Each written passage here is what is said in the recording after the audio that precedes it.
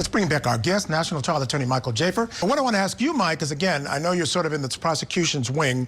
They didn't put on a rebuttal case. And I thought it would have made sense in this case. I thought there was room for that, specifically as, let's just talk about dog bites, right? They supposedly had a dog bite expert who found Chloe, did some measurements, and apparently they didn't match up to the bites, but we didn't see that person. What did you make of the state or the Commonwealth not putting on a rebuttal case?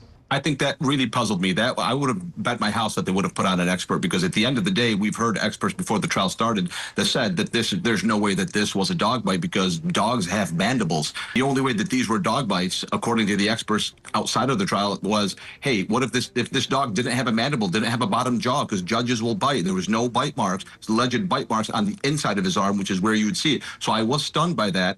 I also, I co-signed what Gabrielle says about the words of Karen Read, right? Like her sit down with the reporters was a massive mistake. I remember back in September seeing an interview with her saying that her supporters are like Vietnam War protesters, and I remember thinking to myself, wow, does she actually believe that? And I think that's the kind of mindset that caused her to sit down and talk to the media in the first place. And I think that the jury will make a negative inference for her for sitting down with reporters, not sitting herself down for cross-examination. And I think that she doomed herself. At the end of the day, I teach young lawyers in my office, you hold your breath every single time your client opens their mouth. This is exactly why.